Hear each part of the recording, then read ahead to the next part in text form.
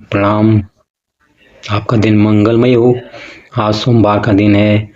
आज हम संत कबीरदास जी के दोहों पर मनन कर रहे हैं। आजकल संत वाणी में संत सोमवार के दिन। तो आइए शुरू करते हैं। जो उनने विहंगम दृष्टि डाली है जीवन पे, जो हमको अनमोल मोती दिए हैं, उन मोतियों को आज हम स्मरण करते हैं। आइए सुने। पिंजर प्रेम प्रकाशिया जाग्या जोग अनंत, संसार खूंटा सुख भया मिला प्यारा कंत।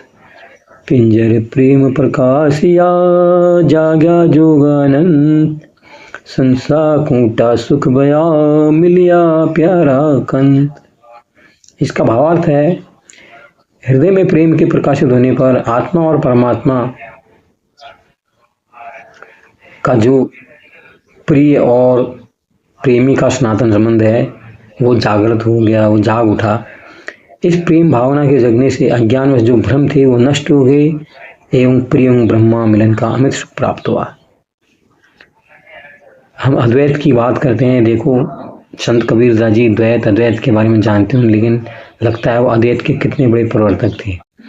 उन्होंने सारे सांसारिक सुख उनने, क्योंकि बनारस एक बहुत बड़ा शहर था, तब भी सांस्कृतिक शहर था, लोगों की भीड़ भाड़ तो वहाँ रहती होगी, वहाँ हर तरह के लोग, वहाँ सब कुछ था। वहाँ पर सारा ही जीवन संत कबीरदास जी ने देखा होगा। उसी के आधार पर उन्हें देखा, अब ये अमीर है, ये गरीब है, ये भक्ति में आ रहा है, दुखी तो सारा है। उसके आधार पे उन्होंने वहाँ पर जितने साधु फक्कड़ सब संत आते होंगे, उनके जीवन का भी अनुभव किया होगा। उसको देख के उन्हें कहा कि जब ब्रह्म के साथ प्राप्ति हो गई तो जो बाकी है सुख है ना संसार के, वो फिर आसार लगने लगे, फिर वो निसार लगने लगे। उसमें फिर कुछ मजा ही नहीं आया किसी को। कितनी जल्दी उनकी आंखें जाग खुल गई थी। दूसरा है, पिंजर प्रेम प्रकाशिया अंतरी भया उजास, मुख कस्तूरी महमयी वाणी फूटी बास। पिंजर प्रेम प्रकाशिया अंतरी भया उजास, मुख कस्तूरी महमयी वाणी फूटी बास। पिंजर मतलब यहाँ पर शरीर को कहा गया हुआ है। तो इसका भावार्थ है इस दोहे का, इस शरीर में हरि मिलन के लिए, हरि प्रेम के उदित होने पर हृदय पर उस प्रेम ज्योति का की ज्योति जल गई कि साधक का मुख जो सुगंध हो गई, बढ़ गई, उससे साधक का मुख प्रेम की सुगंध से परिपूर्ण हो गया। कस्तूरी जो कहा गया, कस्तूरी से मामा आ गया, परिपूर्ण हो गया, जिससे उससे निसृत वाणी भी प्रभु प्रेम की सुगंध से सुगंधित थी। आप देखिए, जैसे मीराबाई जी की हम बात करते हैं, मीराबाई अच्छे राजघराने की थी, राजघराने में उनकी शादी भी हुई, लेकिन वो भगवान कृष्ण के प्रति इतनी अनुरक्त हो गई उनको, क्योंकि ब्रह्म मिल गए। उनने एक को पकड़ा, ब्रह्म कृष्ण जो है सब एक हैं, उनको उसके प्रति अनुराग हो गया, वो एक आकार हो गई उनके साथ। और जब एकाकार हो गई तो उनको पता है, उनके घर वालों ने उनको जहर का प्याला भी दिया गया, ऐसा कहते हैं। तो उनमें उनके अंदर इतनी श्रद्धा जाग चुकी थी कि वो जहर का प्याला भी उन्होंने पी लिया, तो उसका भी उन पर कोई असर नहीं पड़ा। कोई कुछ कह रहा है, उनको कोई फर्क नहीं। तो यहाँ पर यही भाव किया गया है कि जब प्रभु के प्रति प्रेम जागता है, सच्ची ब्रह्म के प्रति जो अनुरक्ति होती है, इतनी बड़ी अनुरक्ति होती है कि उससे बिल्कुल वाणी भी सहज हो जाती है, वाणी भी सुंदर हो जाती है। ऐसा लगता है कि फिर हर तरफ सुगंध ही सुगंध है, अपने से भी सुगंध आने लग जाती है फिर, क्योंकि देह भाव फिर खत्म हो जाता है ना।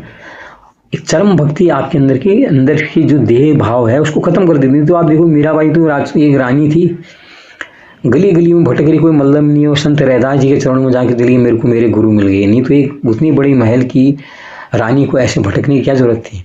लेकिन अंदर प्रेम की जो भक्ति है वो जाग गई थी ना, उसकी वजह से उनका ये हाल हो गया था।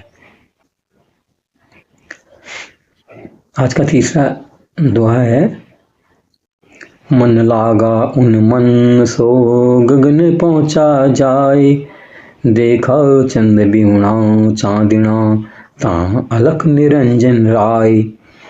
मन लागा उन मन सो गगन पहुँचा जाए, देखा चंद बिहूणा चांदना तां अलख निरंजन राय। इसका भावार्थ है, माया के कारण जो आकर्षण था उससे विरक्त होकर मन उन्मनी अवस्था में प्रवृत्त हो गया और शून्य में जा पहुंचा, और वहां जाकर उसने ब्रह्म के दर्शन कर लिए। उस निराकार का सौंदर्य अद्भुत, इतनी उजाला, इतनी रोशनी प्रस्फुटित कर रहा था कि ऐसा लग रहा था मानो चंद्रमा के बिना ही चंद्र ज्योति छिटक रही हो। अर्थात जो नहीं है, जो निराकार है, उसका भी एक अपना अलग ही अनुपम सौंदर्य है। सब कुछ देख लिया, सब कुछ आजमा के रख लिया, हाँ, नहीं सुकून कहीं मिला। उसके बाद मन विरक्त हो गया, यार सारी टोटम टाटम करके देख ली, ये भी कर लिया, वो भी कर लिया, कोई सुकून तो कहीं है नहीं। जब इस विरक्त भाव से मन जब गया ना शून्य में, वहां पर मन को लगा यार ये तो कुछ अलग ही जगह है यार, जिसकी मैंने कल्पना ही नहीं की थी। देखो कितना चरम अद्वैत है, यहाँ पर कुछ नहीं है। जब सब कुछ है संसार में, आप कह रहे हो भोगने के लिए वो करोड़पति है, वो अरबपति है, उसके बाद यह है, उसका इतना ऊंचा बंगला है, उसकी इतनी लग्जरी गाड़ियां, उसकी बात कर रही हो। जब मन ने पूरा देखा, क्योंकि तृप्ति उन लोगों को भी नहीं मिलती है, जब जो साधक है उसने सारी चीजों का अनुभव किया, जाना, उसने कहा ये तो बेकार है, फिर वो चला गया शून्य की ओर। द्वैत खत्म हो गया। जैसी द्वैत खत्म हुआ, उसको लगा यार मैं कहाँ आया है, मैं तो अब तक इससे अधूरा था, मुझे पता ही नहीं था। तो ये तो चमक, ये रोशनी, अनुपम सुख आ गया उसको, चरम सुख की प्राप्ति हो गई इसको। ये है अद्वैत का भाव। अंतिम दोहा, मन लागा उन मन सो, उन मन मन ही बिलग, लूण बिलगा पानिया पानी लूण बिलग। मन लागा उन मन सो, उन मन मन ही बिलग, लूण बिलगा पानिया पानी लूण बिलग।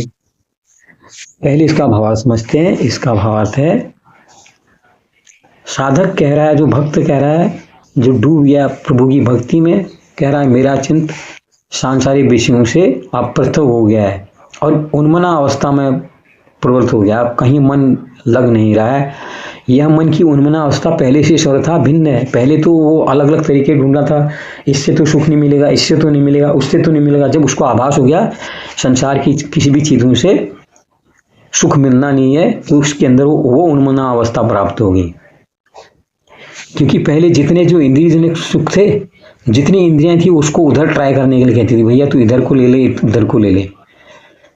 तो अब वो उनसे बिल्कुल पृथक हो गया है, एक अलग हो गया है, और वो इस प्रकार एकाकार हो गया जैसे नमक में पानी या पानी में लय हो जाते हैं। जब आप पानी में नमक घोलते हो, शरबत बनाते हो ना, शुरू में दिखता, बाद में नहीं दिखता है, तो वो भाव उसके अंदर पैदा हो गया, अर्थात तो ब्रह्म के साथ उसका एकाकार हो गया। ये भक्ति के, चरम भक्ति के लक्षण है। लेकिन हम लोग क्या है, हम लोग यहीं पर ट्राई करते हैं, हम अलग अलग बाबाओं के पास जाते हैं, कहते हैं वो माथा पढ़ना जानता है, वो ये देता है, वो पर्ची देता है, उसके आने से हुआ, उसके हुआ। अलग अलग देहरी में अलग अलग जितने आपके बागेश्वर बाबा, पंडोखर बाबा, ये कानपुर वाले बाबा, कितने ये बाबा घूम रहे हैं। सब जगह आप जाते हो ना, कोई चटनी खा के सुख बांट रहा है, कोई कुछ खा के सुख बांट रहा है, सब जगह आप जाते हो, लेकिन आपका मन वहीं टिकता नहीं है। लेकिन जब मन को सबका आभास हो गया, ये तो कुछ नहीं है, जितने इंद्रियजन्य भाव हैं, जो सांसारिक सुख हैं, जो हमें लग रहा है, जो विज्ञापनों के द्वारा चमक दमक के विज्ञापन से दिखाया जा रहा है, ये भ्रम है।